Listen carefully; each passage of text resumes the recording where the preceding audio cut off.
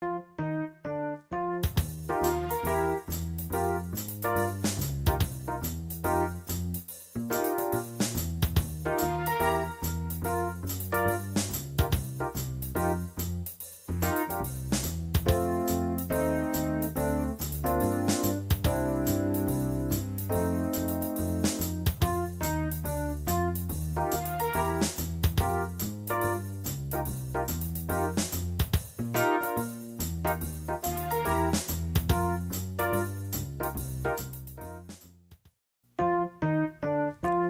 many cooks in the kitchen, so many recipes to share.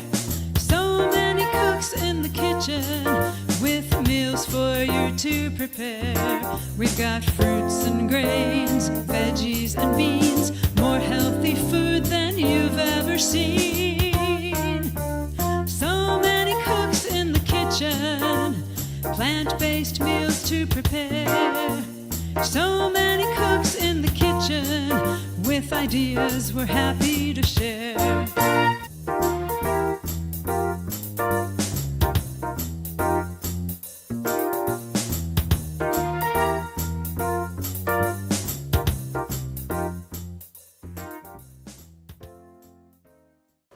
Welcome to the June show of So Many Cooks in the Kitchen. My name is Dilla Barman. I am coming to you from North Carolina. Those of you who've been watching us for a while know this has been more than 6 years. We go kitchen to kitchen. We are all Physicians Committee Food for Life instructors. We teach plant-based nutrition, evidence-based nutrition. We teach classes that show you how to stay healthy.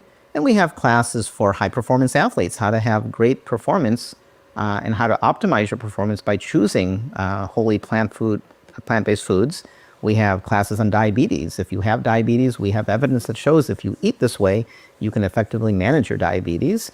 We have classes on cancer, how to, for certain kinds of cancer, there's a lot of evidence that eating whole food, plant-based vegan food is very beneficial. We have a variety of classes. We have classes for kids. We have classes for blood pressure. So we've been at it for more than 6 years. Last month was our 6th year. Those of you who are just joining us, we're so glad you found us. So this month, the topic is so many stuffed vegetables. It was Jean's suggestion, and I decided to work with the zucchini. So zucchini is a nice food for stuffing, so let's get busy. I wanted to mention that for this dish, you want to preheat your oven, which I've done, but I'm going to actually turn it off because it's going to make noise. It's actually going to make noise for a few more minutes. This dish is going to take about 15 minutes to bake. And what I think I'll do, didn't tell the other cooks this, but I might interrupt in between 2 other cooks. I might come back and show you the finished product because when we're done, it's going to go in the oven and it needs 15 minutes. So I'll pass on the cooking for myself to Jean, and then I can't remember who comes after her, but at some point, I will sneak back in and show you the finished product. Okay? So let's get busy. So we're going to start with the zucchini, and we're going to make little boats, kind of like this. I'm going to demonstrate how to do this. So what you want to do is cut your zucchini in half. It's nice to use a big knife. So what I did is I put this on the cutting board. I took the end off, and then I carefully aimed for the center, and I put my hand on top to push the knife through. It's best to use a chef's knife, something of this nature. This is actually called, it's a Japanese, I forgot what it's called. I don't want to mispronounce it, but it's similar to a chef's knife. You don't want to use a serrated knife because that's going to tear the flesh. It might tear the flesh and it won't make as straight a cut. So use a good knife. So cut it in half like this. And then what I'm going to do is I'm going to make a V. I'm going to leave a margin near the ends and make a V. So let's do that. Okay. You want to make sure to leave a margin, less of a margin on the sides. Okay.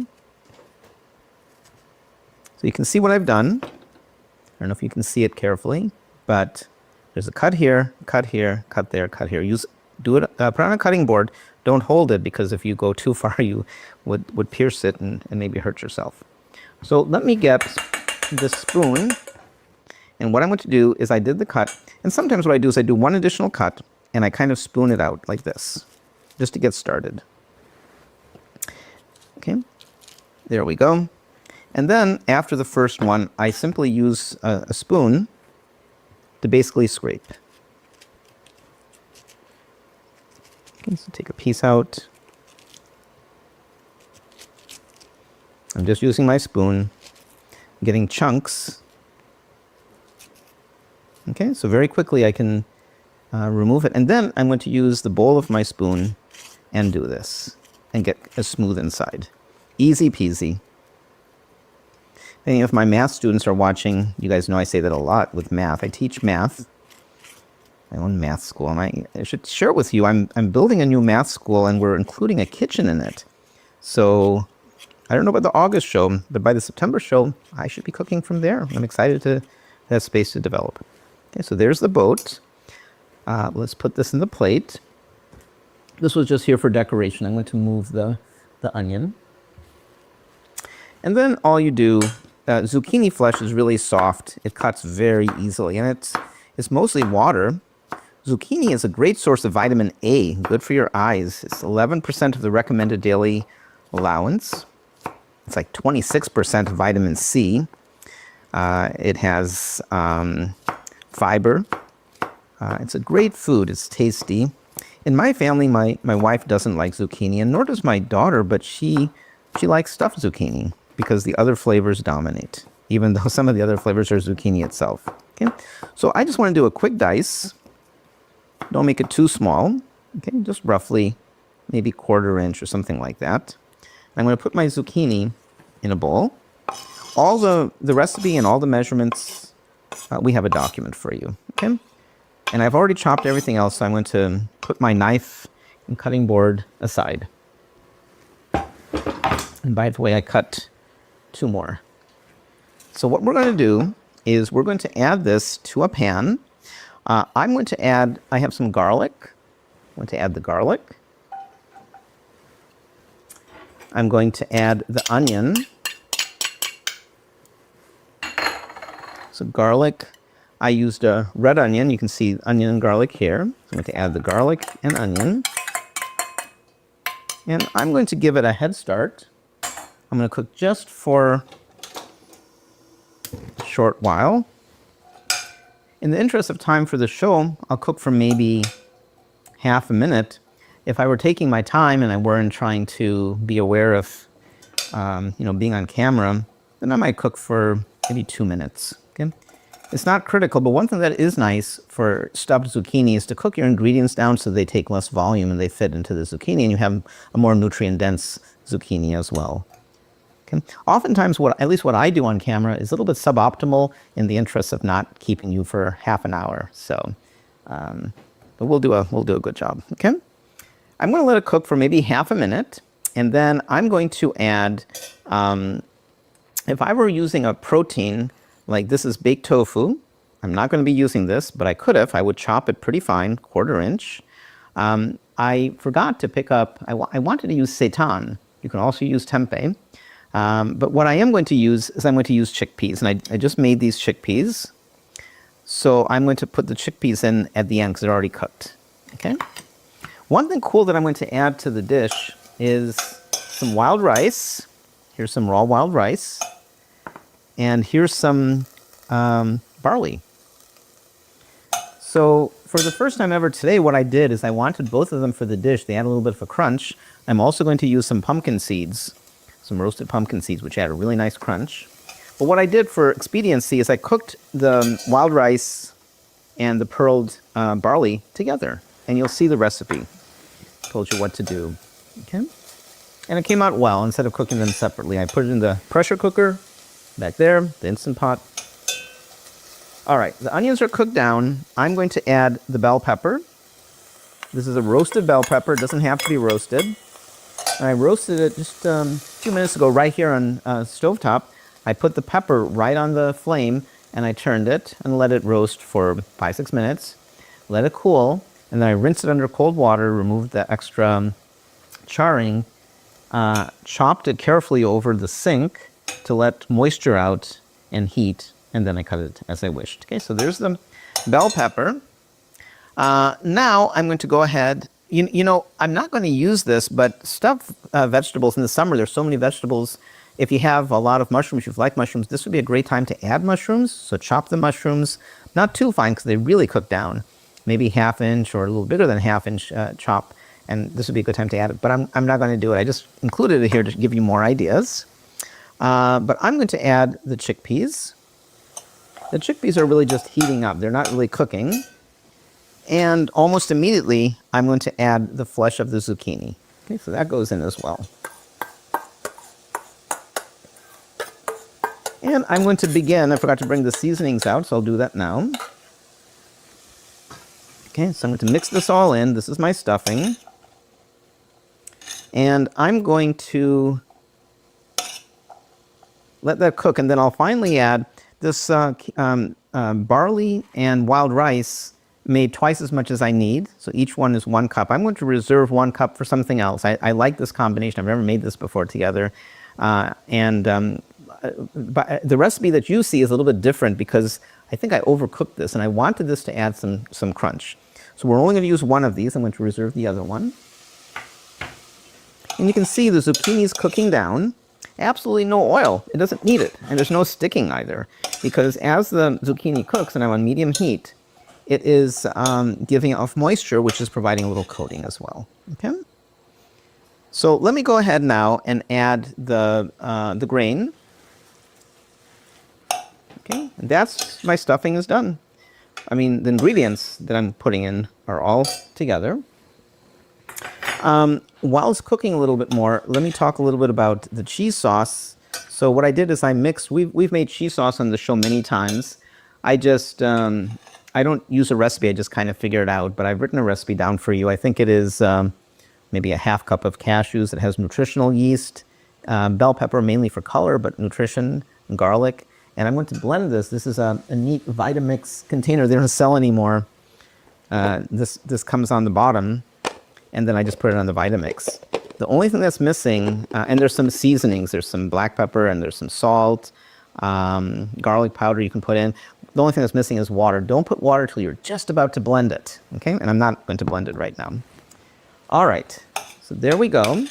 Now again, pretend that the oven is preheated, which I turned off, preheated to 450. You're going to cook it for 16 minutes. And I came up with an idea, because I'm not going to keep you 16 minutes. I hope the other cooks don't mind, but I'm going to, in between the cooking, between 2 segments, I'm going to come back and show you the finished product.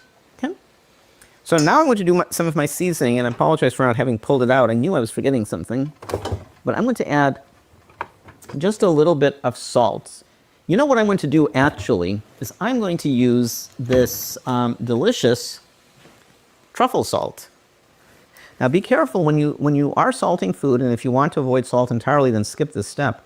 But when you're salting food, make sure you usually use iodized salt, which we do, because this is not a source of iodine. Okay, so but I'm going to add a little bit of truffle salt, really to taste. I'm adding maybe a 1/4 teaspoon, something like that. Okay.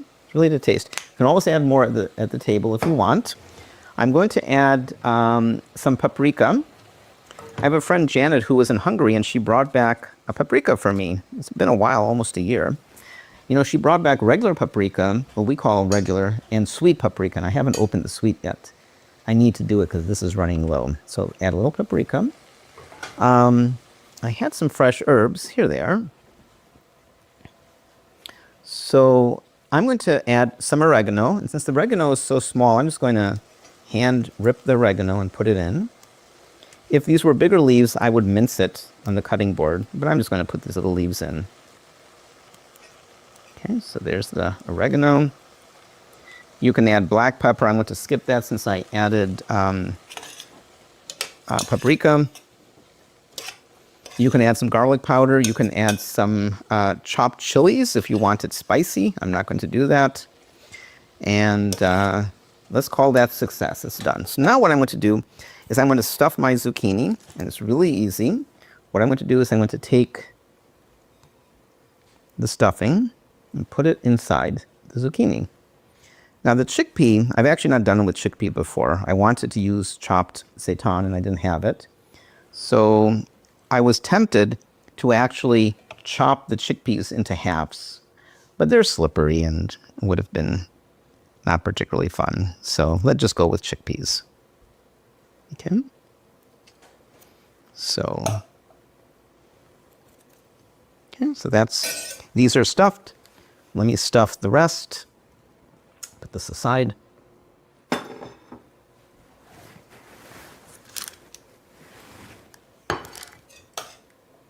It's easy to do, and it's really rewarding because there's so many vegetables in the summer, and this is a medley that you can present together. What I usually do is I put a little bit of stuffing in each of them, and then I go back and forth so that they're relatively even.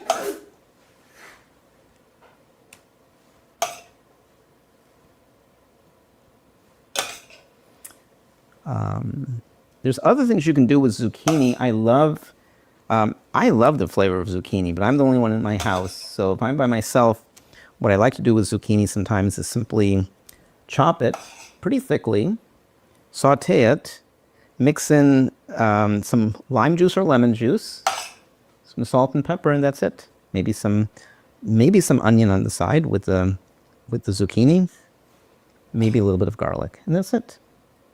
Okay, so it's looking pretty nice.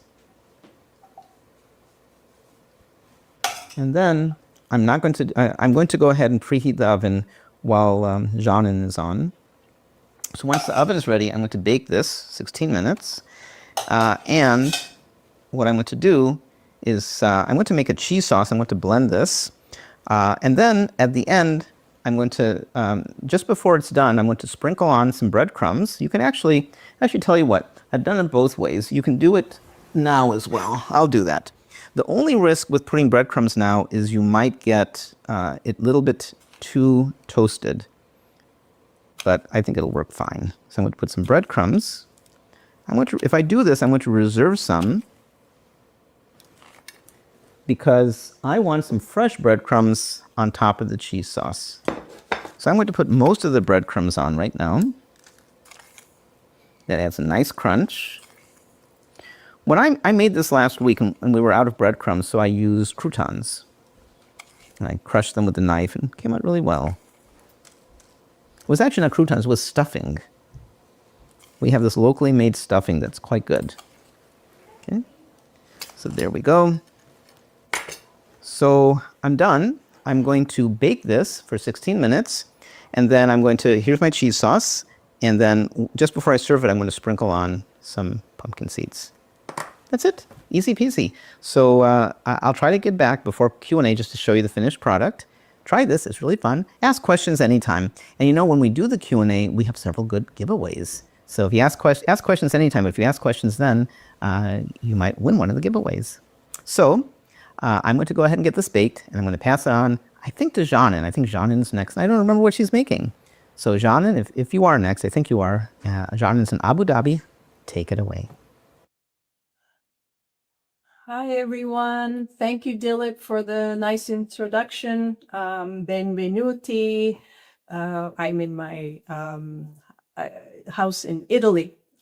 So big transfer from Abu Dhabi to here for a month. And then next time I probably will see you from the US, where my daughter is living and expecting a baby. So always traveling somewhere. Our theme today is so many stuffed vegetables. It's summer. We have zucchini coming out of our ears. All the neighbors give each other zucchini. Or tomatoes. They can also be filled open and carved inside, or eggplants, and leaves of sorts, cabbage, and so on. Today, I am going to show you how to fill, experiment for me as well, because my mom used to do this, grape leaves. I actually collected these from our garden. While collecting, I noticed there are two different kinds. This is the more jagged one is from our Moscato grapes. And then there's some that are not jagged. They're sort of round. They don't have the little fingers, so to say. And they're from a wild grape that we have. So I cut a few. It's very hot. If you haven't heard yet, Europe is having a heat wave. Temperatures are over 100 degrees. So I'm doing this early in the morning and recording. I've also done the cooking part even earlier because I didn't want to heat the house anymore. Normally we have all the shutters closed so the sun is outside. I have the shutters open so I can record for a little bit and then I'll close them. I don't want to heat the house anymore. So the filling recipe I have is, I've written it down so that I could share with you all, is what my mom used to make. Stuffed vegetables are very much a part of our Turkish culture, and all summer long, and also in the winter, we make stuffed vegetables. Every family obviously has their own.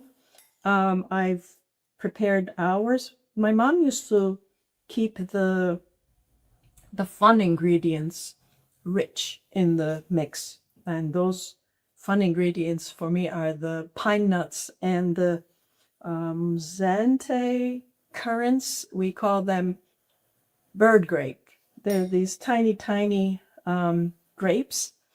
And it's very much used in our culture in the cooking and is an integral part of the stuffed vegetables. So you will read the recipe in our recipe booklet. However, I would like to let you know that the mix is par cooked. Basically, you cook it part of the way, and then you fill your veggies. So the rice is not all the way cooked. You do the onions and the herbs, etc., a longer time, and then you add the rice and cook it a little bit while the rice is still not crunchy but tender. You do the filling.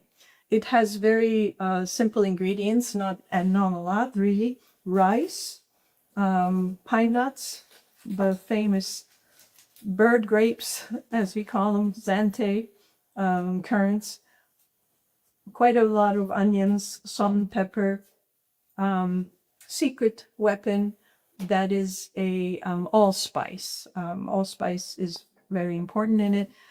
Dill, fresh dill, lots of it, which is really hard to find in Italy. I had to go to several markets to look for it. And so I couldn't find a lot, so I substituted a little bit of fresh parsley and fresh mint. So you chop them all up, you chop your onions, you saute them, you add the pine nuts, saute some more, and so on. So here, let's go to our filling experiment.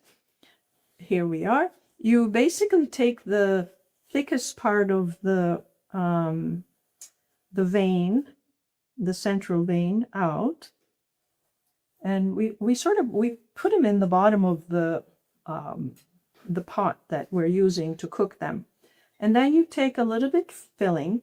The trick is not to put too much filling because, okay, you don't want to put too little either, but depending on the vegetable, like if you're doing stuffed tomatoes or if you've cut the top of a bell pepper out and emptied it and you're filling that with this filling, if you put too much, then the rice doesn't have space to grow because we've cooked it halfway.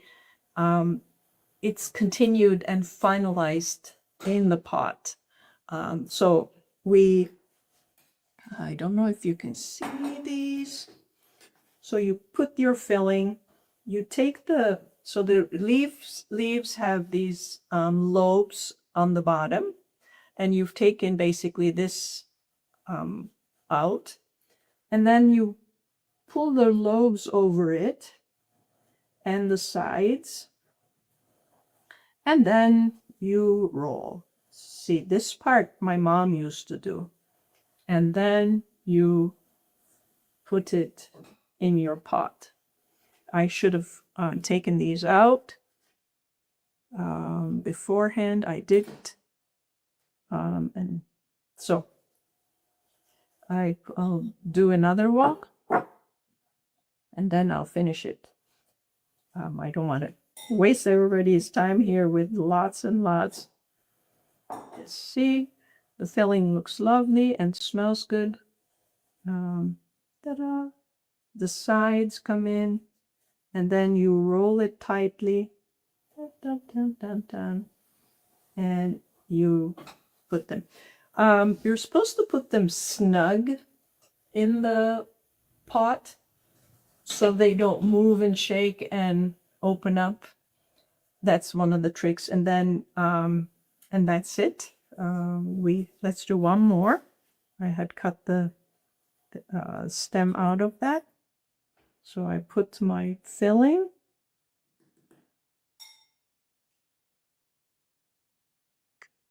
I bring the lobes over. And the sides. And then I roll it. Some people like to make them very thin. I like to make them slightly thicker because that's how I saw it in my house growing up. So the good news is this filling is delicious. It's got nuts, it's got onions, it's got all the fresh herbs, it's got the little grapes that give it wonderful flavor, and the spices, of course. So because it's so good, I took half of it out for making the stuffed grape leaves, and the other half I continued cooking to use as a so this is cooked basically to perfection, as rice should be, and I'm gonna use that as a rice salad. So since you're making this mix, you might as well make some more. Once you've done all the rolling of all the grape leaves, or let's say you've done your tomatoes and you've put them snugly in the pot, you put a little bit more water, sort of like coming to their bellies, let's say, and then you cover it up and you cook it over medium-low heat until all the water is absorbed, and then you turn it off and let it cool on its own. Once cooled, you can serve it at room temperature or refrigerate a few days. You can eat it a couple days later out of the fridge. Of course, one ingredient that I don't use in my cooking is the olive oil. My mom, when she made this, she would use quite a bit of olive oil. If you're using oil, obviously you can do that when you're sauteing the onions, or you can, once it's finished cooking, you can drizzle some oil on it, or when you've put them all in and you put the extra water, you can drizzle some oil so that it's cooked into the mixture. But it's as beautiful and delicious without the oil as well.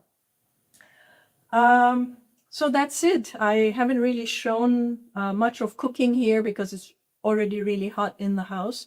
I'm gonna say goodbye. I think if my memory serves me right, Carolyn is coming after me all the way in Montgomery in the US. Bye, everybody, and I guess I'll see you in the US. Arrivederci, ci vediamo in America. Bye. Okay, let me sneak back in and quickly show you what happened. The zucchini finished baking. I was the first chef, and I did stuffed zucchini. This is the cheese sauce. Look how thick and lovely it is. It's basically just cashews, nutritional yeast, some spices, water. That's about it. It's really good garlic. So what I'm going to do is the zucchini's out. I'm going to go ahead and put the cheese sauce in. Put as much as you want. The recipe that I have for you gives you ample cheese sauce. You can save almost half of it for nacho chips. You can make oil-free nacho chips for dipping carrots in, celery, whatever you want. Okay, so there's my cheese sauce. And then what I'm going to do is you can optionally, if you want a little more crunch, you reserve some breadcrumbs. You can sprinkle some breadcrumbs on top. Then you'll get toasted breadcrumbs and not toasted breadcrumbs. It's kind of nice combination. This is optional. You don't have to do this. Okay, that's it. Let's give it a try, and then we'll go on to the next cook. So here's my zucchini boat. Get a fork. Hope you can see it. So let's give it a try. It's reasonably soft. The end piece, a lot of the filling will fall off. It's very hot. Let's go to the center. Okay, so here goes. Let's give it a try. Now, I'm doing it because we want to go to the next cook, but usually you'll let this sit a few minutes and it'll congeal a little more, so everything won't fall off like it's starting to do. Here goes.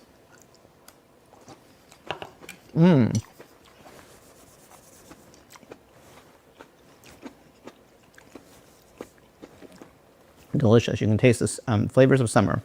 I'm interrupting. Let's go back to the next cook. So stuffed zucchini. See you soon. Hi, I'm Carolyn in Montgomery. I thought Cody was next, but I think I'm ready anyway. So we'll go ahead and give this a try. And I hope I'm not glitching too much. We were having some technical problems here earlier. Okay, so what I'm making today is stuffed jalapenos, which are also called jalapeno poppers. So I have some really big jalapeno peppers from our farmer's market. And I'm going to make a stuffing first to put in it, which is an herbed ricotta. And it's made totally out of tofu. And I feel like I'm glitching again. So Philip, interrupt if you need to. Okay. So I'm going to start with the herbed tofu ricotta. And I have 1 container of tofu, which is extra firm tofu, not silken tofu. I'm going to break that up and put that into my food processor. Carolyn, while you're doing it, let me just mention you're not glitching. It's not perfect, but it's understandable, so you're fine. I'm not sure what's going on with my internet today. So yeah, I've tried restarting my router, restarting my computer. I'm not sure what's going on. Okay, so like I said, I'm doing the herb tofu ricotta, and it's just 1 container of extra firm tofu in the food processor, along with a 1/4 cup of nutritional yeast and a 1/4 cup of fresh squeezed lemon juice, which really just makes it pop. You could use a bottle of lemon juice if you want to. You sure don't have to. You can use bottled. I prefer fresh. I think it makes it just taste so much better. 3 or 4 cloves of garlic. I usually go with 4, and I already kind of chopped them up a little bit. And then about 1/4 to 1/2 teaspoon of salt, because remember, actual ricotta cheese is really salty. So, and then a tablespoon of apple cider vinegar. Also gives it more of that cheesy flavor that you're used to without having the cholesterol and all that saturated fat. So let's put the lid on and we'll give that a whirl.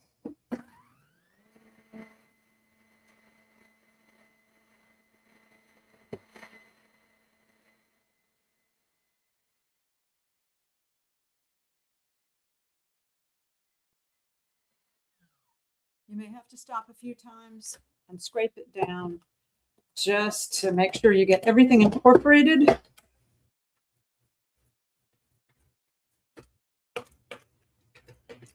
Okay, saw some garlic trying to escape. Can't have that.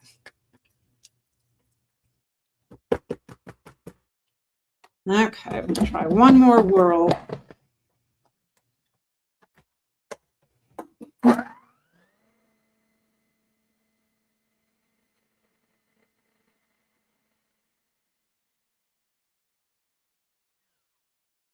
Okay, and then remember I said this was herbed tofu ricotta. So I'm going to add in some herbs. But if you don't want the herbs in it, you could actually use it just like this in lots of different recipes, including this jalapeno popper dish that I'm doing. So you could, just leave it like that and use it in lasagnas or as a spread on toast. It's really good.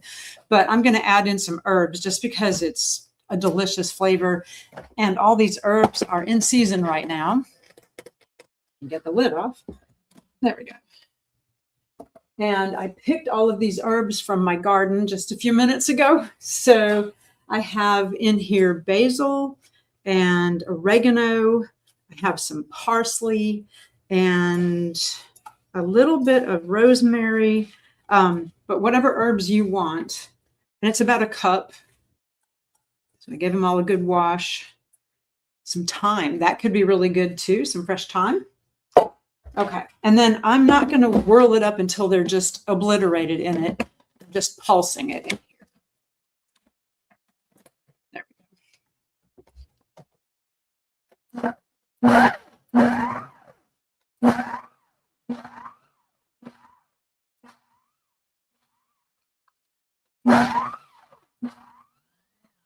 All right, there we go. Perfect.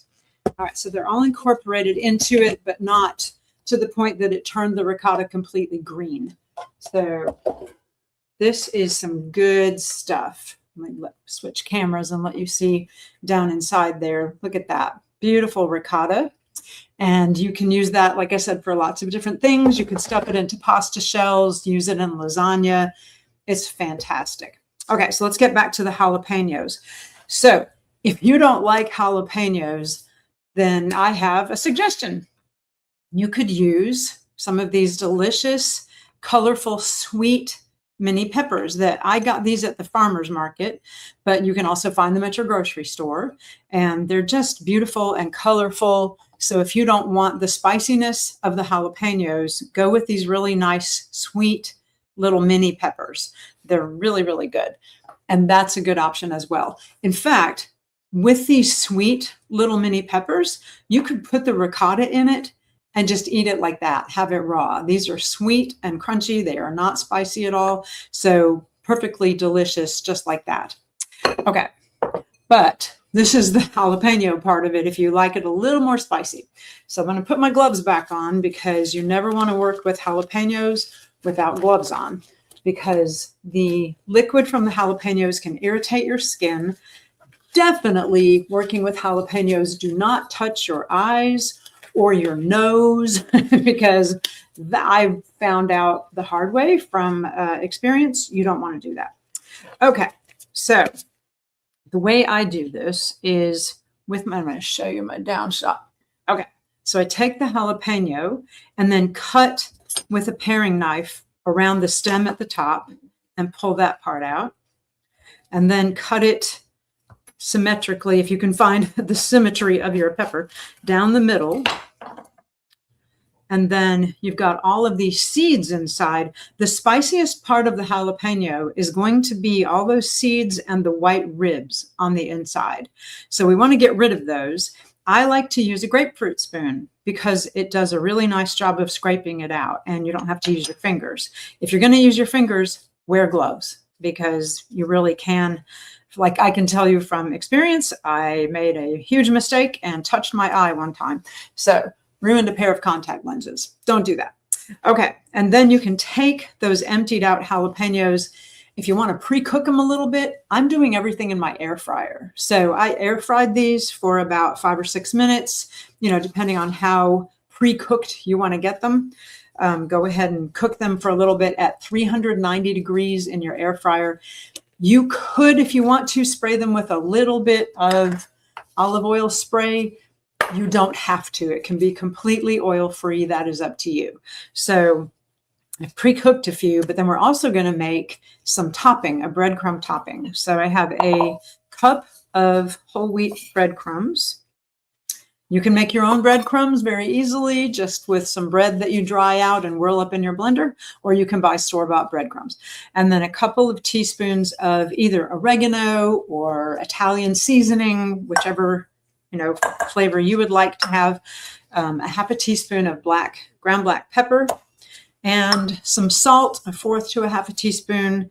If you are salt free, leave it out. That's fine. And so we're going to give that a good whirl. Mix all that up. Okay, so my breadcrumbs are all done. And then we're going to start stuffing the peppers. So these are the ones that I have already pre-air fried. You could also do this on your grill outside if you want to. That works too. All right, so I'm going to put just a little bit down in each one. Oh, big it'll get in there. Okay. And you could eat it just like this if you pre-cook your peppers, if you want to do that. And then sprinkle some of the breadcrumbs on top. Let's see if I can put my down shot on so you can see. Okay, so I've sprinkled some breadcrumbs on top. If you want to, you could put it in just like that. You could spray it with a little bit of olive oil spray if you want to. And then just pop them into the air fryer. And I'm going to keep going with these. Maybe I'll do what Dilip did and come back and show you after Cody's done and show you the finished product, because this takes a few minutes in your air fryer. So these are already cooked though. So there we go. So it's not going to take very long. If you want to, you could also just take one of the totally raw ones and fill it and let it cook that way. It's going to be a little more spicy. I also made a mistake, as you can see with the ends of these. I cut the end off, and I should have gone around the stem and cut that off and pulled it out to leave more of a boat. This way, the filling may just fall out the end. So that's not what we want. This one's a little bit better. It has more of a rounded end to it, and it's going to hold the filling in a little bit better. But there's really, this is a very forgiving recipe. It's hard to go wrong with it, but I'm going to add a little more topping to this one, and I'll start loading them in the air fryer. And then maybe when Cody's done, we can come back for just a minute and I can show you the finished product of several of them. But I'm going to send it over to Cody while I air fry these for just a little while so I can show you the finished product. So, sound good? Yes. Hi, Cody. Hi. All right. It's looking good, Carolyn. I'm going to definitely have to try those. I can't wait to see when they come out of the air fryer, but I've been really looking for a good jalapeno popper recipe, so I'm so happy that you're sharing that today. And thank you to Dilip and John for your lovely recipes as well. So it's funny, Carolyn, that you mentioned those sweet mini peppers, because that's what I'm actually going to be stuffing today, which is going to be a little bit of a challenge because they're smaller. But think of this as more like a side dish or an appetizer kind of thing, or an hors d'oeuvre if you like. But we love these little mini peppers at my house because, like Carolyn said, they're sweet. And these are awesome because they don't really have any seeds in them, so you don't have to worry about taking those out. And I'll show you how I prep those in a minute. First, we'll start with the filling. Now, this is kind of like a Southwest kind of, I guess, flavored stuffed peppers. I just kind of came up with this recipe and just thought it was so delicious, so I want to share it with you today. Super simple stuff that probably most of you have on hand, which is great. So of course, you need like a bag of those sweet little mini peppers, and then about 3/4 to a cup of rice, and then you can add like some chopped cilantro to it if you want. So pre-cooked rice, whatever kind you want. If you want brown rice, which is better than white rice, just as far as nutrient-wise. So you're just going to add that in your bowl, and then about 1/2 cup of black beans, rinsed and drained. And then about 1/2 cup of corn, canned corn. Now, grilled corn would be really good in this as well. So if you have any leftover grilled corn from your grilling season, you can totally do that. And then I got about 1/2 cup of your favorite salsa, just whatever kind you want.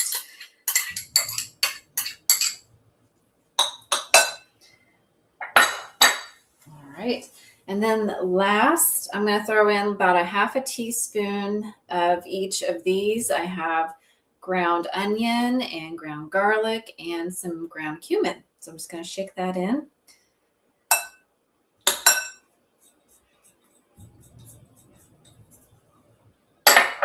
All right, so now I'm just going to incorporate that, mix it well. It smells really good already.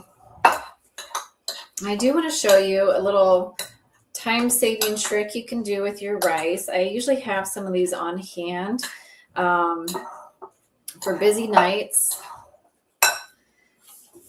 I think I got these at Costco, but you can get this organic cilantro and lime rice packets, and you just nuke them for like 90 seconds in the microwave. It works pretty well. Or you can make your own. It's whatever you want to do. But for this recipe today, I did actually use this just to save myself some time. We just got back from a camping trip as well, so I was looking for any kind of time savers I could do, or those busy families that need to save some extra time. All right, so I got nice and mixed up here. It smells good already. You can add more fresh herbs if you want to this. Okay, so then with these cute little peppers, so you're just going to take one, and there's 3 different colors. They're kind of like yellow, orange, and red, so they're really pretty. You just kind of slice up off the top, and as you can see, there's really nothing in there for seeds. And then I have this cute little tiny spoon, and you're just going to take a little bit of this and just start kind of stuffing. And this is a fun little thing that kids can help out with. So Nora's actually gone right now, but otherwise I know she would love to do this with me. So you just kind of stuff them tight. And then you can put them in whatever kind of like baking dish you want. So you can like line them in a deeper dish like this and stand them up. They will kind of fall around a little bit until you get enough of them in there. So I'll do one more. So again, these are not pre-cooked. They're just, you could pre-cook them if you want, but you don't have to. You just kind of shove the stuff in there until it's nice and snug. There. If it falls out the top, not a big deal. So I would just completely fill up this whole dish with those. And then what I did was I covered it tight, sealed it with like a piece of tin foil or whatever you choose to cover it with. And I cooked it at 375 for about 40 minutes. And then I took it out. It started to cool down just a little bit now. So it's been out of the oven for just about 20 minutes or so. And let me tell you, it smells so good. And then here we go. Here's the finished, all those little stuffed peppers. You could probably make a really cool arrangement with it. Mine just weren't standing up in a correct way. I was trying to make a flower or something and they kept falling over. So keep that in mind. So I'm just going to try one here. But it does make a very colorful dish. It'd also be really nice maybe to chop up maybe some fresh cilantro or fresh parsley and sprinkle it over the top to give it a little bit of green there. That would look really nice. So I'm going to try this little guy here. So you just really kind of need it till the peppers like as cooked as you want. I usually like mine just kind of fork tender. You could also take off the top and let it kind of roast until the edges of the peppers get a little bit crisp and darkened a little bit. That would be good too. That's good. It's got a really good flavor to it. So the pepper really absorbed into the filling too. So it's got a really good, not hot, but just a nice pepper flavor if you like that pepper seasoning. So good. All right. Well, I wonder if Carolyn's jalapeno peppers are done yet. I don't know. What do you think, Carolyn? How are they looking? Good? Yeah, I got my air fryer going right here. Let's take them out. Oh, they're perfect. Oh my goodness. Okay. Look at this. I'm going to put the down shot on so you can see them. I'm taking them out of the air fryer. Oh, beautiful. So they're round, kind of squeezing them a little bit too much with my tongs there, but take them out and set them on the cutting board. So, oh, I flipped one over accidentally. There we go. Okay. There we go. Look at them. Isn't it beautiful? And then that looks great, Carolyn. Mini peppers. This is one of those like what you had, Cody. So these are not cooked. They're just raw. And you can put the ricotta in it and eat it that way too. So either way. And they're yummy. Oh my goodness. Oh, so good. So good. Ah, delicious. I'll try a jalapeno in a minute because they're really hot right now, but yeah, yummy. All these recipes look so good today. Yeah, I'm glad you. I guess we each interrupted, so I set the precedent. It was important, I think, for our dishes because they had to cook, and it's nice when we can kind of start the cooking and then show the finished product. So welcome everybody. What a nice show. There's so many things you can do with vegetables. Vegetables are so versatile, and if I'm not mistaken, all of us. I'm not sure about genre, but I think all of us use different items from the power plate in our dish. I think I missed fruit. Although strictly speaking, isn't pepper a fruit, strictly speaking? Yeah, technically it is a fruit. But culinarily, it's a vegetable. So you guys may know our power plate is fruits, grains, whole grains, legumes, and vegetables. And I don't always do it, but when I cook, I don't know, but you two, yeah. But do you guys sometimes try to make a power plate meal where you include something in one dish from all things? I do that occasionally, more than occasionally. Mm-hmm. Yeah, Cody? Yeah, I got the breadcrumbs. I got a grain, and I've got tofu, which is a bean, and I've got the fruit, I guess, and herbs. I don't know if they count as vegetables, but maybe. I don't know. Are herbs vegetables? Like, what's the definition garlic. of? I got garlic too, so. Yeah. What's the definition of vegetable? Yeah, that's a good question. we have it on our apron. We should know. I know, right? Are peppers a fruit or a vegetable? I think a vegetable is a plant item other than a flower that you eat. So a flower that you eat is considered a fruit, I think. Well, then this is not because they flower and then they make the pepper. So maybe the pepper is technically I wish, and Karen hopefully will be rejoining our show soon. She's hoping next month, but Karen knows all these things. So if anybody in the audience knows what's the definition, if I'm going to look it up, what's the definition of a vegetable and what's the definition of a fruit? But of course, it's just an academic point. As cooks, I use the culinary definition. So when I'm cooking with a tomato, it's a vegetable in my kitchen. Of course, technically it's a fruit, but I use it as a vegetable. All right, there were a lot of good questions, and we'll start with the first question. I'm going to put you on the spot, my friend. So, Cody, a really interesting question came through from Janet Doe, and here it is. Oh, yeah. Yeah, I just made up this recipe today. So I didn't have it written out ready for the recipe document yet. So I will get that this afternoon and send it over to Dilip. So thanks for asking, Janet. I'm going to put your name down because you actually did ask another question. So Janet is the first to ask a question. What we're going to do, I noticed we have a few new people, and I wonder if Geeta is still here. It was really interesting. When I got ready to go live, I noticed Geeta had already posted a comment. I don't know how technically that's possible. So Geeta, before we went live, said, I'm looking forward to the show. Let me see if I can find the comment. So if you're here, we're so glad you're here, Geeta. And let's see. Well, I think my friend Mary is here. If she's still here, hi, Mary. Yeah, Geeta posted this, I think, at 1:52 East Coast time, so 8 minutes before we were live. So if you're here, Geeta, we're very glad that you're here. But what we do, especially for those of you who are new, may not know this, is you've asked lots of good questions, and we've tried to answer it in real time. But are those new glasses? They look really nice, by the way. Oh, mine, they're just readers. Okay, they look nice. But yeah, thank you. You're welcome. Anything you wear looks nice, right? So if you ask questions at this point, then I'll make a list, and then we'll do a random drawing, and then you'll get the prizes. And the prizes we decided last minute. There's usually Karen finds them, and she's been having some technology problems with her texting. So the woman who does her graphics came up with the first prize is a corer, and it's meant to core peppers or other things. And the other prize, Geeta's here. Yeah. Are you new, Geeta? How did you find us? We're so glad that you're watching. Let us know how you know about the show. Yeah, you were waiting. Great. That's neat that it captures comments before we go live. So you taught us something. And Mary is here also. Mary has a comment. So Mary Briers is a friend of Hi, Carol. Mary. Is this the kind of corer you're talking about? I think I have one. No, it's much smaller than that. The pepper corer. Yeah. Did you two get the gift I sent you from last week's show? I love it. I got. Oh yeah, the cedar, the berry cedar. Yes, and the girls love it.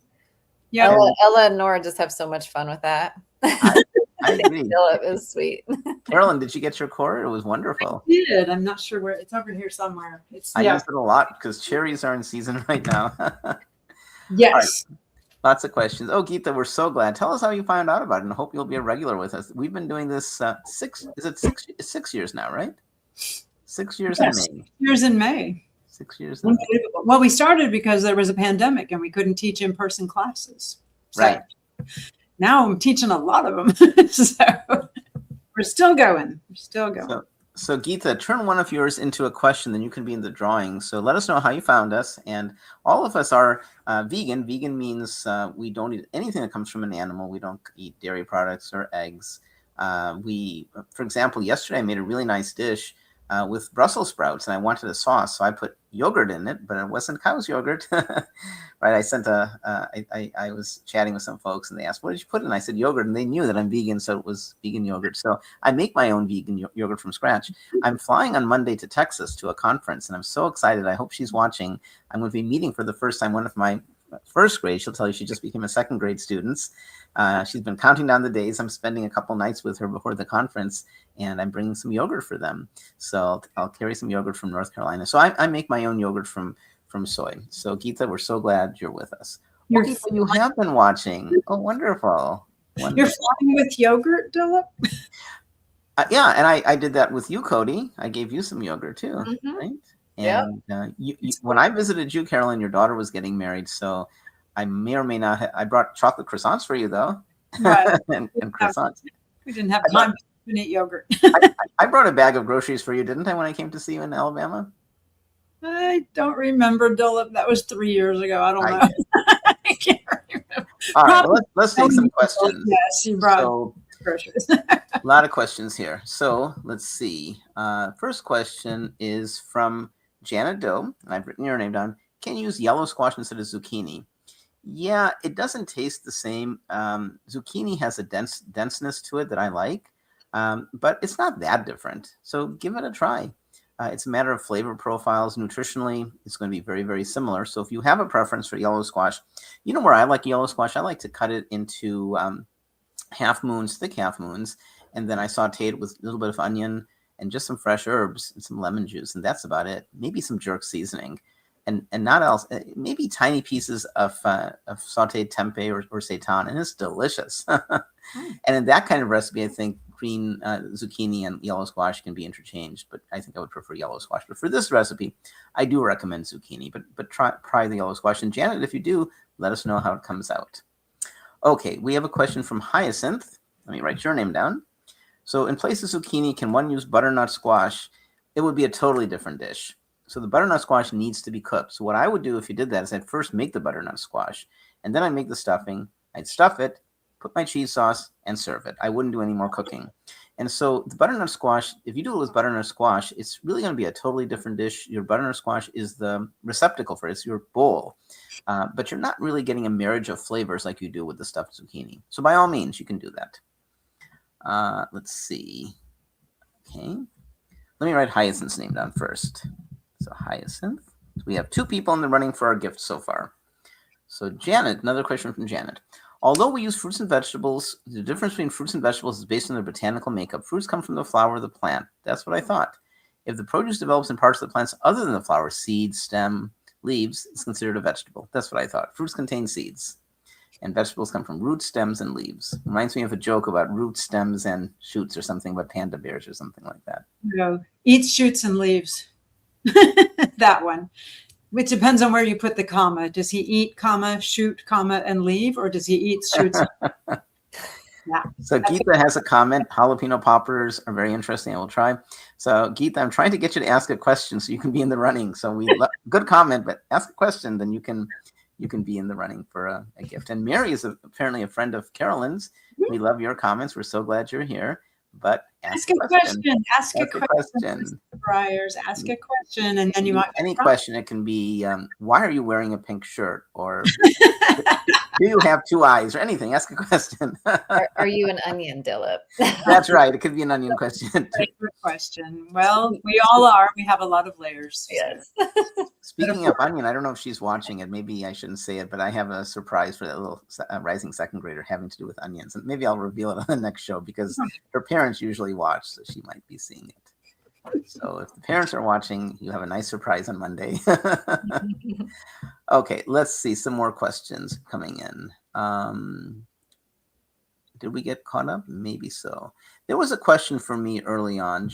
James said that you're cooking from your house, and I am. I used to cook from a Turkish cultural center, and I don't teach there anymore, so I don't really have access to it. It was beautiful. I loved my years there. But I responded this way. You guys, I think, all know from my comments, I teach food nutrition. I'm teaching a Food for Life class tomorrow, for example. But I'm also a math teacher. I teach lots of math classes, and my math school is so successful, Triangle Math Institute, we live in an area called the Triangle, that I'm investing in a new building, and it's under construction.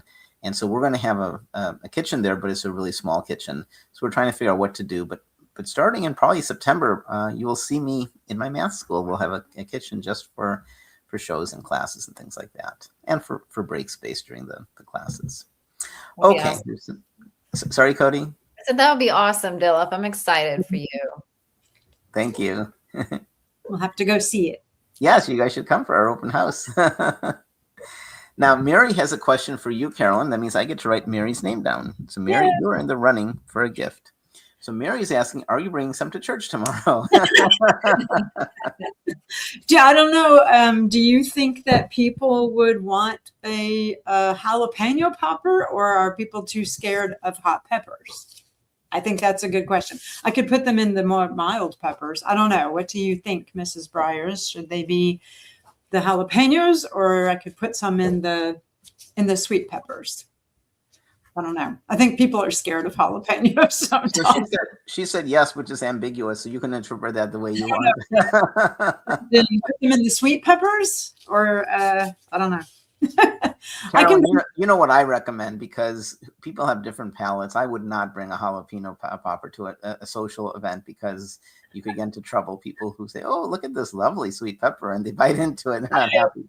If I were you, I would have sweet peppers. I'll do and this. Maybe I would have a separate small plate for the adventuresome. Here's some. That's what I would do. These are really good warm though, and that would be hard to do at church, but they're, but when you cook them, it actually reduces the spiciness a little bit. Is that so? Yeah, a little bit. Because sure. it vaporizes away or something? It makes them more mellow. It just mellows the flavor out, like caramelizes it. Kind of like the difference between a raw onion and a caramelized onion. It's going to radishes too, right? Mellows. Yeah, you roast a radish, it's going to calm down the heat a little bit. You mentioned that, Cody. I've never done it, but I should. I love radishes, but I should roast them. Yeah. Radishes are excellent, especially on Mexican food. They're amazing. Like a whole radish? You roast the whole thing? You could. I would cut it in half, put it face down, roast it until it caramelizes, and then chop it up and put it on your bowl of beans and rice. It's delicious. Try that. So Janet comments, she had jalapeno poppers for breakfast, which is interesting. Yay, Geeta's asking a question, so I get to write Geeta's name down. I haven't even read her question, so do them. Okay, Geeta says, can we add black beans to the zucchini stuffing? In fact, originally I was going to do that instead of chickpeas. So absolutely. So with my zucchini stuffing, I recommend picking some protein like seitan, which is wheat gluten. You can chop that in pieces. Tofu, baked tofu or regular tofu, maybe air fried tofu. Cody makes the best air fried tofu. I've been to your house 3 times, and I think I was lucky enough to get air fried tofu every time. You beat me to that. You're much better at air fried tofu than I am. You're the master at air fried tofu. Well, thanks, Dilip. The cornstarch, you add cornstarch to it? Not always. It just kind of depends on the day, but usually I don't. So, Geeta, I use chickpeas, but honestly, black beans might be a better choice. The chickpeas are so big. The problem with black beans, they're all good, but not the problem, but with black beans, it's a little bit chewier, a little bit harder, a little bit smaller. So it's up to you. But black beans sounds great. Chickpeas is good. Red beans would go well with that. I wouldn't use white beans, not because of the flavor, but just because you want a little more contrast, just from an aesthetic point of view. But you can do that if you want. And then favorite, you're of Indian background, I can tell, as am I. And so so you're very familiar with lentils. So some lentils would be great. You can make a dal. and put just a little bit of the dal in so you can get the protein from the lentils. So those are all great choices. Let us know, Geeta, what you make and how it comes out. Hyacinth has a question. Do you need to put some salt in the zucchini boat in order to drain this in the water? You could. If you put some water and turn it upside down, the salt will pull it out. But I never do that. I don't find the zucchini is so watery because, if you notice in my demonstration, I kind of raked, and I love your idea, Carolyn. Carolyn's just full of amazing ideas. That's why I made a comment. The three of us should really get together and spend a weekend cooking. There's so much I could learn from each one of you. Each one of us is really good at something that the others is not. I bet you there's things I could teach you, Carolyn, and that Cody, I can learn. I know because I've cooked with you a bunch. I learn a lot from the way you cook, and there's a few things I do that maybe you don't do as well as I do. I think the three of us together would be so fun. We'd have such a great weekend cooking and just spending some time together. So we should plan that sometime. Now that Carolyn has a relative, I won't go into more details because I don't want to reveal anything private. You can if you choose to, but she has a relative not too far from me. There may be some ideas brewing there. I heard from your husband about a possible road trip, maybe in the future, in the Christmas time period. Christmas Maybe you don't know about it. During the holidays, we may be driving through there. So yeah. So yeah, I wouldn't bother with the salt because I scraped the seeds out, the insides, and I cooked it, and there was very little water. So you could. I tend not to do things like that because I like a little bit of salt for flavor. We don't have high blood pressure. Our blood pressure is quite good. My whole family's blood pressure, so we don't avoid salt, but we don't want to add a lot of salt. And so, if you don't need to, I don't. The thing I don't like about salt is it makes you thirsty. I've told this story before. Years ago, when I was a vegetarian and not a vegan, I had a friend in Honolulu. I used to go to Hawaii every other year, and he didn't own a car. He was an environmentalist. He, of course, was a vegan because you have to be a vegan to be an environmentalist. That's the biggest step, right? So he rode his bicycle all around Honolulu in the city. He was a bicyclist and a bicycle advocate and a vegan. So he saw my friend and me off at the airport, and he said, I could bring pizza and we can have dinner together in the airport. And he said, but of course I'm vegan, so I'm going to bring vegan pizza. And I said, that's fine. So it was from Domino's or someplace, and they didn't have vegan cheese. It was cheeseless. And that was my first real experience with a cheeseless pizza. And it was nice because we had this long flight from Honolulu. We stopped in San Francisco, I think. And normally when you eat pizza with cheese, vegan or not, you get thirsty. And so that was really welcome to have a cheeseless pizza. Okay, let's see. Geeta, yes. Okay, wonderful. Geeta has lots of good questions. Can I add salsa to the stuffed zucchini recipe to make it tastier? I had considered that, honestly. I think we're thinking alike there. I don't like salsa with this. I think that it has some contrasting flavors that don't appeal to me, but if it appeals to you, go for it. That'd be great. Okay, there's more questions coming in, but I had some questions for the two of you. So Carolyn, when you talked about, I can't read my writing. What does this say? Breadcrumbs. So I love using breadcrumbs, and I buy breadcrumbs. I get panko breadcrumbs, but I know you do everything from scratch, it seems. Do you make your breadcrumbs, or do you buy? I do, and I can tell you the difference between panko and regular breadcrumbs. Tell us. Cool. Okay. Regular breadcrumbs, you take bread, like any kind of bread, like Dave's Killer Bread or whatever, whole wheat bread, and dry it out, put it in the oven, dry it out for a while, like 200 degrees for, a good hour and a half, and let it get completely dry, and then whirl it up in your food processor, and it's breadcrumbs. Panko breadcrumbs are the opposite. So you take fresh bread, pull it into pieces, and crumble it up in your food processor. So pulse it until it's big crumbs, and then bake it. And that's panko.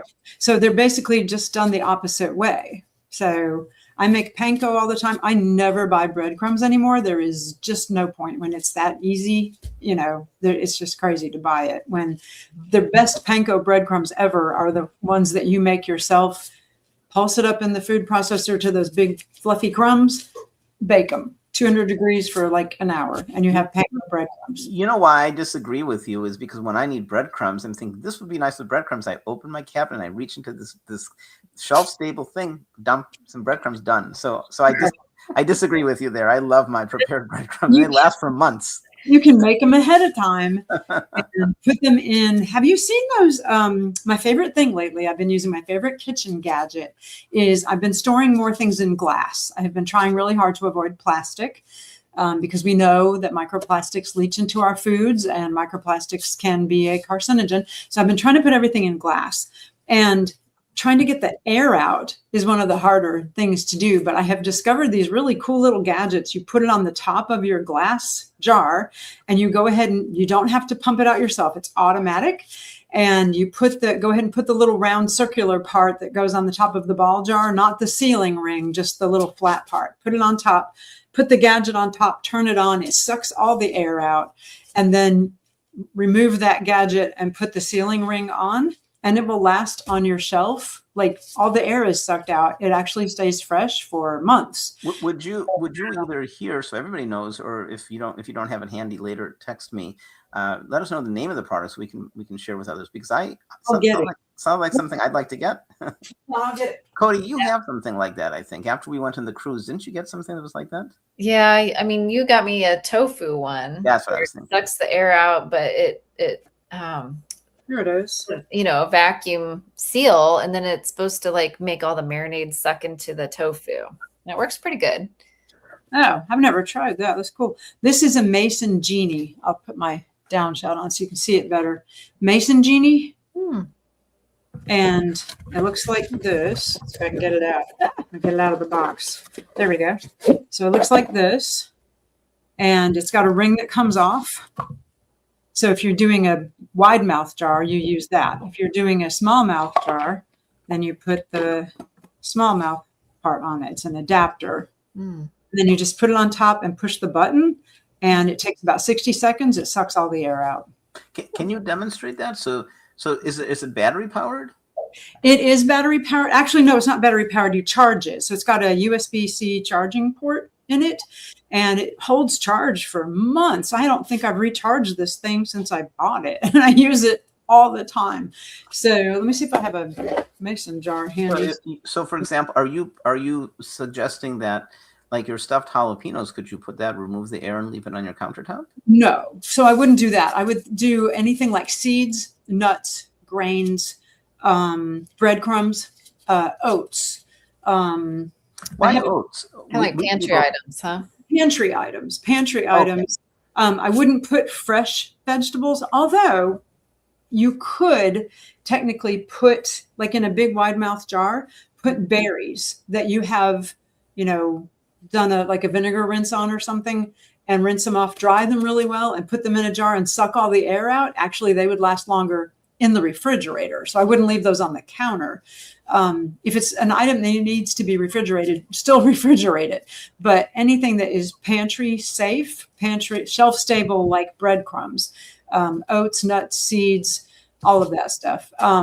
Those things are just going to last so much longer.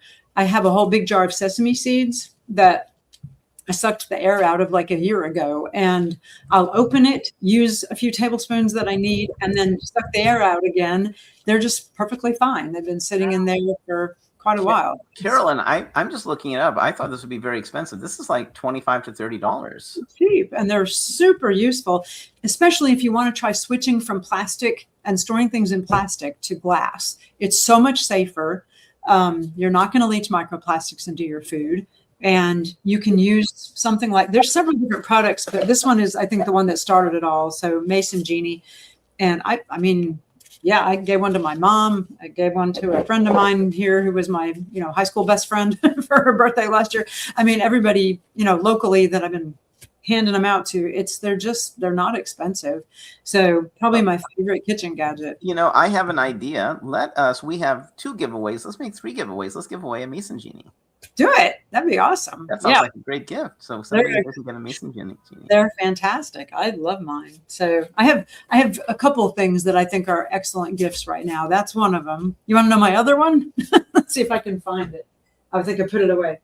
My other one is, I don't know anybody who's more well equipped than you. I know, right? There's so many gadgets. I have too many gadgets. This is the coolest thing ever. It's really scrubby on one side and soft on the other, but it's from a company called Norwex, Norwex, and it's the fruit and vegetable scrubber. And I think that was something, Cody, when you and I were on that cruise that time, there was a lady who brought up that thing called Appeal, that vegetable wax that they put on. Even organic fruits and vegetables have that stuff on it. Mhm. And I want to try to get it off. Just washing it under water doesn't do it. Even hot water won't do it. This gets it off. This thing is amazing. And they're really not expensive. It's a Norwex fruit and vegetable cloth. And you take your apple or whatever, but I have a lemon, but I mean, you scrub really well on the outside and you can completely feel that the wax is gone. It's Wow. so, Yeah, the Norwex cloths you can get they're about $20. yeah, they're not bad. And it's made out of 70% recycled microfiber yarn. So they're environmentally friendly and they remove the wax from anytime I go to eat an apple now, I always scrub it with this just because, I want to get the wax off the outside. Well, So I have a few more questions, but if we have time, we could talk a little bit because I know that I think you, Carolyn, but not you, Cody. We have monthly professional development as Food for Life instructors, and there was some new information about organics. If people are interested, I'd love to share it because I was talking to my wife about it. I've changed my view a little bit about organics, and we can discuss that if you guys are interested. But let's ask a couple more questions about the show. So Cody, a couple questions for you is when you made your peppers, you stack them vertically. Have you ever, because I've done what you do occasionally, but I cut them the other way, so they're horizontal. Is there a benefit to doing it vertically? I know then you can pile them into your cooking device. But is there a reason you prefer vertical versus horizontal? No, just having fun with it. Just cut off the top and, it's a little cup. Just pop it in, Just, Okay. just a fun way to do things. I like to do things different, Dillip. You mentioned when you cook it, you want to cover it, and you said use whatever you want, like aluminum foil. I wanted to see if you had an opinion about maybe covering something with aluminum foil versus, say, parchment paper. What's your view about? Because do you like to use aluminum foil, or what other choices? I do. It's because I can get a good seal on it. So I don't see how I could personally get a really good seal with parchment paper. So if you guys have any suggestions for that, let me know. But I mean, it's not like you can put a rubber band around it to keep it on my little pie pan. You know what I mean? So it's just like I did tin foil just so I could get a good seal because I wanted it kind of to steam itself so it would cook the peppers through. Is why I wanted to cover it. So you know what I do? Like when I made lasagna last week, whenever I make things like lasagna or manicotti, I think about you. So you make the best manicotti for sure. Thanks. But I was making lasagna and I like to cover it. And I much prefer, from a sustainable point of view, parchment paper, but it doesn't do as good a job as aluminum foil. And there's a risk with parchment paper. I have the same thing you do, the same oven. It's a combination air fryer oven. It's by Cuisinart, right? And so it's convection, so the fan blows, and so the paper can hit the heating element and burn. So that's a danger. So what I try to do is I try to cut an ample amount and I wrap it around the dish so it's underneath. But it doesn't do as good a job as aluminum foil. So one thing I sometimes do is when I use aluminum foil, since it doesn't really get dirty, I fold it and save it for another use. You can use it many times. Mm-hmm. Carolyn. Yes. Call on me. I feel like I'm a teacher, right? Call on me, Mr. Barman. So I've been working for the past couple of years now with the Caring Study, and there's no oil allowed at all. And I was trying to show a recipe where I do a roasted bulb of garlic, or at least several cloves of garlic. And what I always did before when making this, it's like roasted. Just a couple drops of oil. Yeah, or just a little spritz of oil, that kind of thing. That's not allowed at all in the Caring Study. And so I had to figure out, how do I roast garlic without putting any oil? So I cut a little piece of aluminum foil and then cut a little piece of parchment paper. And I wrapped the garlic in the parchment paper and then wrapped it all up inside the aluminum foil. So that way it didn't stick to the aluminum foil and it doesn't ever stick to parchment, but it worked perfectly. So using a layer of parchment, then put the aluminum on top, you're not going to get anything to stick to the aluminum. I have figured out just a layer of each, and it's like, oh, nothing sticks, and you've still got that good seal with the aluminum foil. You know what I do when I roast garlic is I put it in an oven and I just put it on a tray, and I don't put any oil or anything, and it roasts perfectly fine. And sometimes what I'll do is I'll put a whole garlic into a pressure cooker, and pressure cooked garlic also, when it cools down, when you squeeze it, it becomes like toothpaste, so it also gets you a nice roast. Garlic toothpaste. Yeah, we've talked about that, haven't we? I forgot about that. Yeah. What was that? Oh my gosh. I Yeah, wasn't we've think- talked about that thinking about before. Garlic toothpaste or onion toothpaste. Yeah. I do have a friend who actually doesn't like mint specifically because she says everything that you put mint in then tastes like toothpaste. So like mint ice cream to her is like toothpaste flavored ice cream. She I can see that. doesn't like it. So Carolyn, I had a question for you. So when I come up with recipes where I want something like a cheese or a ricotta, for me, I'm making an excuse now. Sometimes when I cook, I'm just doing things on the fly and I want something quickly. So if I know that I'm going to want something cheesy, sometimes I think more than you, I buy cheeses, vegan cheeses. But when you made your ricotta, did you start with a commercial product and then say I can do it better and come up with your own, or do you just do it? no, I started thinking about what is it about ricotta that we like, and we like that it's creamy and spreadable, has a cheesy flavor, and so I just started throwing things in. Nutritional yeast. Right, and it has a like actual ricotta, like cow-based or whatever is. I forget where ricotta comes from. Is it cow or sheep or something? I don't know. Anyway, I don't eat that, so I have no idea. But I remember years ago having it, and it has a thickness to it, a body to it. So that's why I went with extra firm tofu. I think you could use firm as well, and that would be fine. And then ricotta has kind of a tanginess and a saltiness. And so thinking about, okay, add a little salt. If you're salt free, you've got lemon juice and you've got different vinegars to play with. So I did add a little salt. It's not much, but it's also got the apple cider vinegar and it's got the lemon juice, the fresh lemon juice, which is really a bright flavor. And to me, now, granted, I haven't had actual, cow animal-based ricotta in decades, so I don't really remember what it tastes like. But this is very cheesy and absolutely delicious with pastas spread on, I make sourdough bread. I put a spread of that on my sourdough bread and it's amazing. To me, it's cheesy because of the nutritional yeast that you throw in. It gives it that cheesy flavor. Plus you've got the saltiness and the acidity from the lemon juice and the vinegar. So, play with your food. So. Yeah.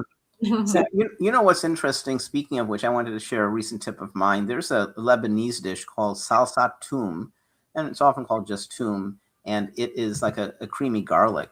And I don't know if my friends Matt and Allie are watching, because they often do watch. If they're watching, hello. So once I was at their house, and I had seen this in the store, but never bought it because it wasn't organic.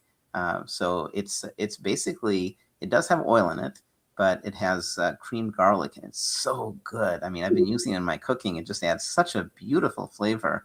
I use very little bit because it does have oil, so I don't use much. But you don't need much. It's such a strong flavor. It comes in a tub. So it's called Toom, Toom, and there's a commercial product called Toom. So that's something new that I've discovered in the last month, and it's a month and a half. It's really, Cody, you should get it. Your family, I know, loves garlic.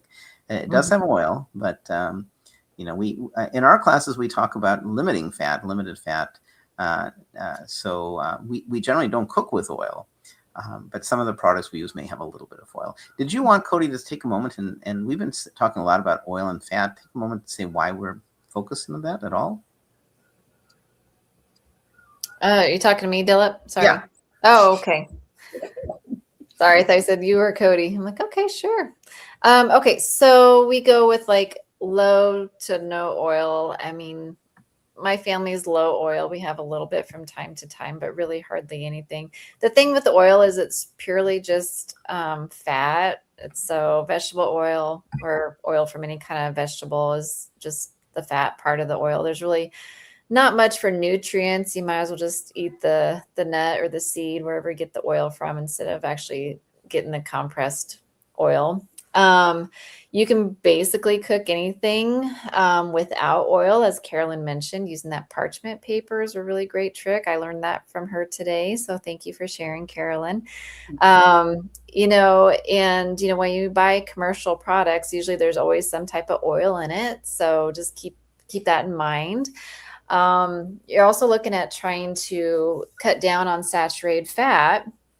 So saturated fat can stimulate your body to produce more cholesterol. Cholesterol production can turn into plaque formation in the arteries in the body. And we don't want that to happen. We don't want heart disease, and clogged arteries throughout the body can cause all sorts of issues. So we, as Food for Life instructors, choose to cook low to no oil usage in our recipes if we can. So yeah. And then salt, of course, we want to limit salt. If anybody's dealing with high blood pressure, heart disease, you want to try to limit your salt intake, which is what your cardiologist should be telling you. And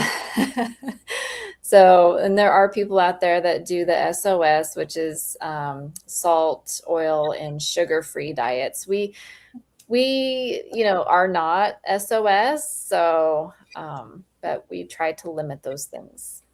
So Especially the refined sugars. Refined. Yeah. So like the white sugar, the white breads, those types of things that can spike your blood sugars quickly. Right. Glycemic index. Yeah. There's a natural liking for sweetness, and it goes back to times of famine that we had, and sweetness has a lot of calories. But there's many places to get sweetness. I love dates quite a bit, and if you're eating a whole date, your glycemic index doesn't rise, even though it's so sweet. Sometimes if you want something sweet, you can blend a date. I make ice cream at home, and my ice cream, I use frozen fruit. It's just a few ingredients. I put mango or strawberry, and then I put my favorite plant milk. I usually have soy milk, unsweetened. And if I want a little sweet, then I'll put maybe a little bit of non-dairy creamer, just a little bit, tiny bit, or I'll put like 1 or 2 dates, and that's it. And it's such a good ice cream.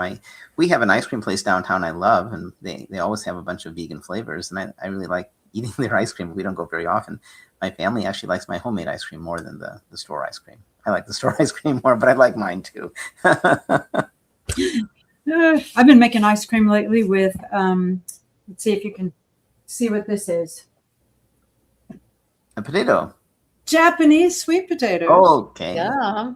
Oh my gosh, is it ever good? It is so good. It's delicious. Vanilla ice cream with Japanese sweet potatoes. They're fantastic. And the ice cream I was talking about, I just put in my blender. I use a Vitamix where you can put frozen fruit. How do you make ice cream out of yam?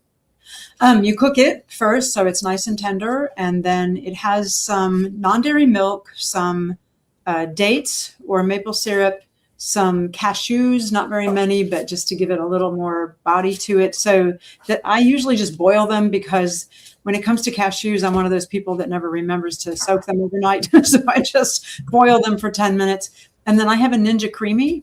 And so I whirl it all up, pour it into the Ninja Creamy containers and freeze it. And then when they're frozen solid, just put them in the Ninja Creamy. And it's like the best vanilla ice cream ever.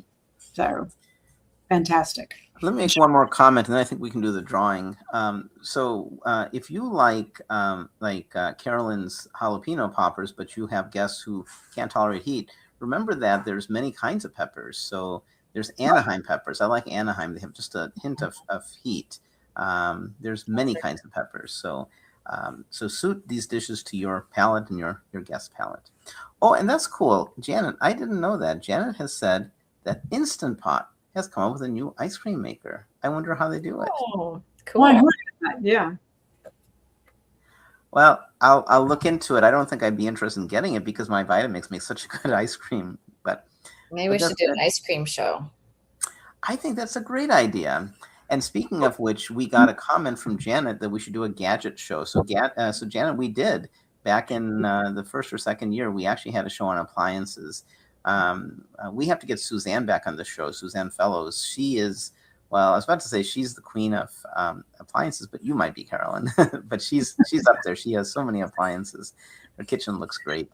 But it's the show's been 6 years. We can repeat some things, so we could do a gadget class again. I'd love to show off, for example, that strawberry pitter. Mhm. That would be really fun.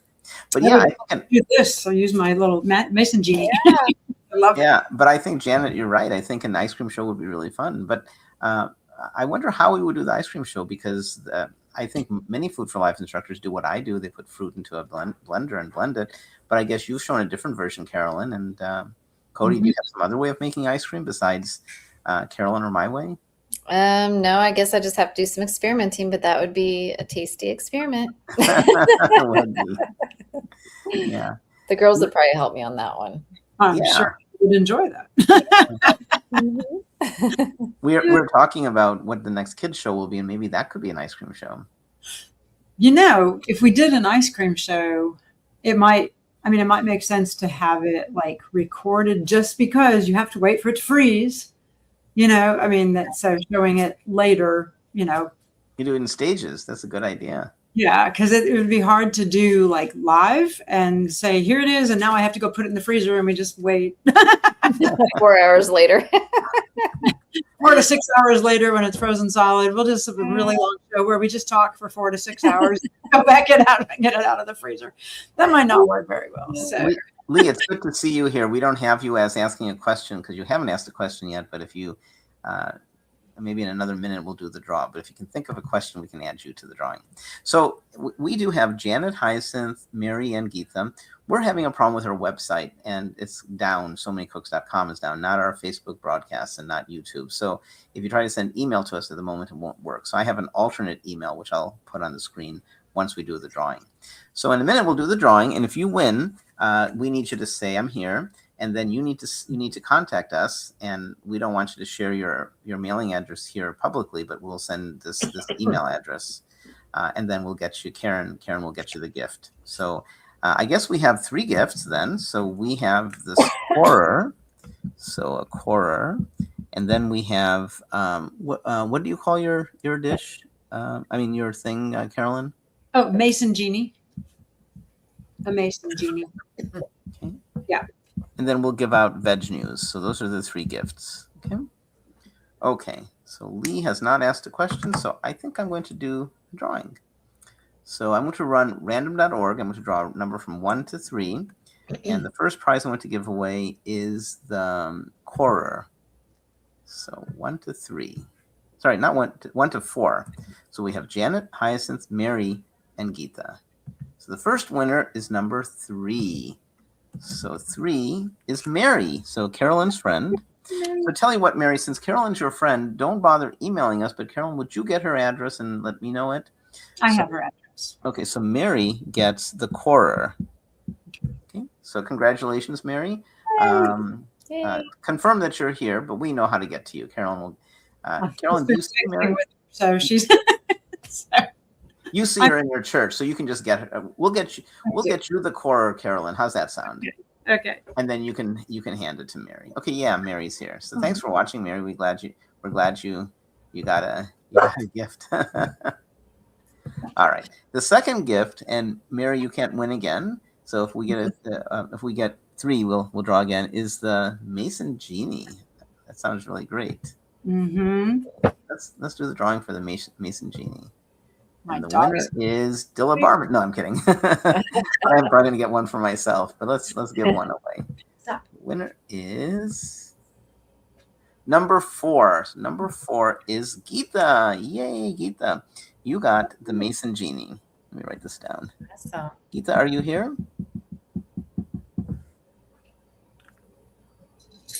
Oh, Lee, you can't find the recipes? I will share them with you in just a second. So Geetha, are you here? Then we will get you the, let's see.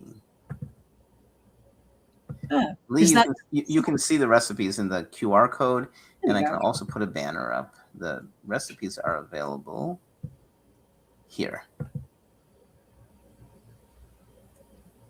Okay, sorry about that. Okay, Geetha, are you here? I will do the next draw. Okay, good. So congratulations, Geetha. Give me a minute. I'm going to flash up the email address that you need to send. Actually, let me do that right now. the email address, because So Many Cooks is not working, is here. Okay. So Many Cooks at proton.me. And I will get the email and Karen will get the email. Okay. So the last prize, well, thank you, Geeta. We love having you in the show. The last prize, hang on a second, is the Veg News. Veg News is a very nice magazine. I know Colleen, who runs it, and they've been at it for, I think, 20 years. It's a slick magazine, and it talks about all things vegan, which is wonderful. It doesn't necessarily have a focus on health, but that's great. It shows you about products and new restaurants and new things you can, recipes, things like that. So beware, if you do move towards a vegan diet, that's excellent.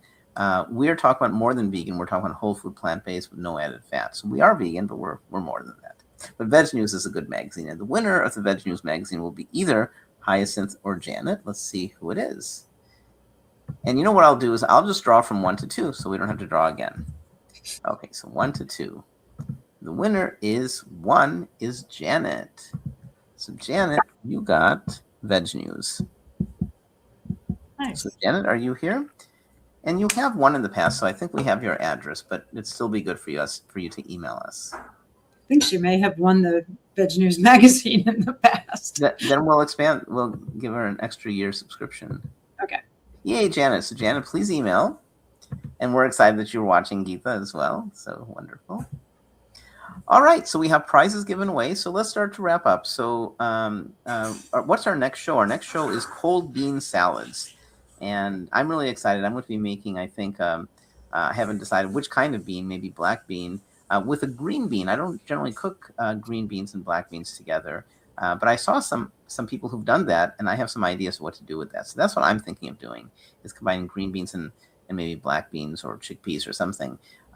They're both legumes, but they have different, very different flavor profiles and somewhat different nutrition profiles as well. They're both good. That's what I'm thinking of doing. Cody or Carolyn, do you guys know what you might do for the cold bean salad show next month? When I was little, my mother used to make a 3-bean salad, and I think I made, and it wasn't terribly healthy from what I recall. I think there was a lot of oil and possibly sugar in it in the dressing. So I think I may try to, like, maybe take hers to a healthier level, the 3-bean salad to a healthier level. I think. I don't know. I need to get the recipe from her. I just remember oil. So I may have to try to. You really? I can't imagine putting oil in a bean salad. That sounds kind of odd. In the dressing. It was like I don't know. I just remember sort of a sweet and tangy dressing over it. I don't know. It's been a long time since she's made it. I'm sure she has the recipe still somewhere, so I'll ask her. She'll probably watch the recording of this later because she's busy right now, but I'll ask her, Mom, if you watch this, I want your 3-bean salad recipe. Cody, what are you thinking of making for the cold bean salad? I have no idea yet, Dylan. Okay. I'm a reflective thinker. You know, it takes me a while to figure out what I want to do. So Take your time. I'm just curious. Yep. And by the way, I'm looking at my email. I haven't gotten emails from the 3 winners. Oh, no, maybe I have. The email is a new email address. I'll check after the show. And then we don't have a topic for the August show, but ice cream sounds good. And maybe gadgets sounds good. And I think ice cream is a really good idea. I want to make sure we have enough variety. It's interesting. If we do ice cream, and if others do the same thing I do with a blender, it turns out the ice cream turns out quite different if you use blueberries instead of strawberries. It's more granular. And you can put watermelon in, and you can put triple cross tangerines. One year I froze triple cross tangerines and made ice cream out of it. Not one year, I've done that a number of times, as you could well imagine. I like triple. Did you know I like triple cross tangerines? We've heard that before somewhere, Della. Right. So I've made triple cross tangerine ice cream, and you can make it kind of an ice cream or as an ice. I think that we could do it. I think that'd be really nice. We could talk about the difference between sherbets and ice creams and how you freeze them, and maybe we should do that. Maybe that should be the show, ice cream. We've never done that for some reason. We've done cheese, right? We've done vegan cheese on the cruise. We've never done ice cream. So who suggested that? Have to be done in stages. So, because you'd have to freeze it for several hours. So yeah. Not the way I do it in the blender. It's instant. Oh, well, that's true. You're taking frozen stuff and putting it in the blender, right? Right. Okay. So for mine, I would be taking like the raw, well, not, it's like, I would do the sweet potato ice cream because it's just ridiculously good. But I would probably have to record it to show here it is being made. And then it's going to go in the freezer for hours and hours and hours. I could take it out live and show, we show the video first and then live show, putting it in the Ninja Creamy. I think we should do it. And I can't wait till I tell Brenda. So Brenda Davis, she always does an appendix. She always does an appendix. And you should see her appendix this month. Her stuffed vegetables is phenomenal. Oh, good. And I don't know if you guys know, when she knows what we're doing, she's in the kitchen. She makes every single one of those dishes and photographs it. That's cool. She puts a lot of work into it. So her live on the show. Well, I will ask her. She was one when her book about kids came out. Then she and forgot the name of the doctor was on the kids show once. So we should have Brenda on the show. That'd be great. She does watch our show periodically. So maybe the bean salad show. She probably has some really good bean salads. And she has that cookbook out about that focuses on protein, like her high protein cookbook. I have a recipe in that book of hers. There's probably some bean salad recipes in that book that she could demonstrate. Yeah, I think I have one of my dal recipes in her protein book. Cool. All right. Do either of you guys have anything final thoughts to share? Just happy summer, everybody. Yep. It's actually already, the days are starting to get shorter again. How is that possible? We passed the summer solstice. So love the long days. That's the sad thing about June 22nd, 23rd. The days are getting shorter and shorter. I know.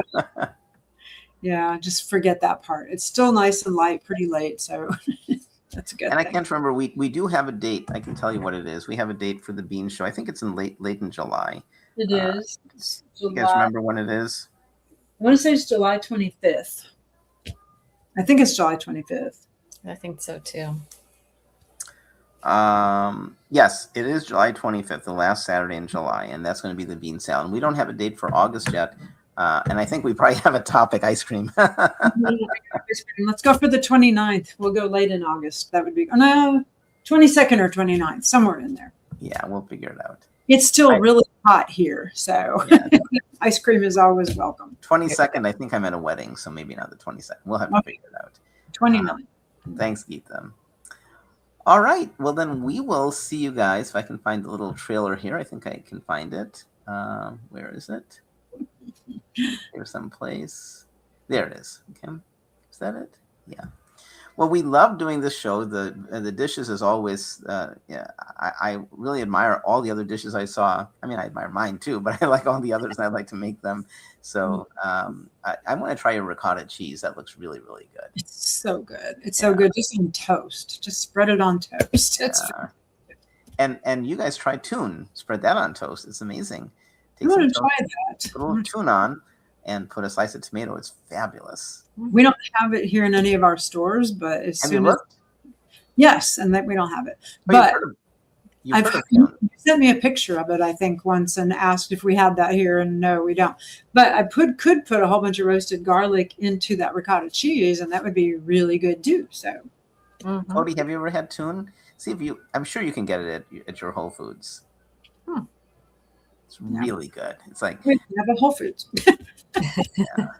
I've always skipped it. It's not organic, but really briefly, we had a really nice professional development by a dietitian, and I try. I mean, you guys we encourage to be plant-based, organic or not, but my family is organic as much as possible. But the professional development we went to said, yeah, you should eat organic, but if you don't, there's no nutritional difference, and the amount of pesticides you get. It's still worth it to eat the food, which was really interesting. If you have a choice of eating, like when I go to parties, I avoid strawberries because they're probably not organic. And what we learned is eat the strawberries. The disadvantage of the pesticide is way outweighed by the nutrition. So When I can Exactly. buy organic, I definitely do. But I told my wife I would be a little more lax with organic when we go places. Like I normally don't get berry dishes, but now I will. It was a great presentation by Maya. It was Maya, and she did that same presentation for our research study participants. And so I saw that about a month before. Really, really interesting. I mean, her whole point is it's so much better to eat non-organic produce than organic meat. Like, Wow. it's much better off if you eat, regular conventional produce than you are even if you eat organic chicken. It's way better for you to still just eat the produce instead. Right. So, And in our classes, our Food for Life classes, we encourage plants. And if people ask, we can talk about organic. But certainly we recommend eating from the power plate. And then when you're interested, we can tell you the benefits. There's so many benefits of organic. Right. If nothing else, that we're not putting all these poisons in the soil and farmers aren't getting sick and all. So there's reasons. But, for better or for worse, organic is more expensive. And a lot of people are limited in their budgets for food. So I understand why people don't buy it. But. right. Exactly. So, For sure. yep. Well, great right. show. Thanks Yeah. everybody for all the questions. It was very nice. And we'll see you next month. All right. Bye, guys. Bye. So many cooks in the kitchen, so many recipes to share. So many cooks in the kitchen with meals for you to prepare. We've got fruits and grains, veggies and beans, more healthy food than you've ever seen. So many cooks in the kitchen, plant-based meals to prepare. So many cooks in the kitchen with ideas we're happy to share.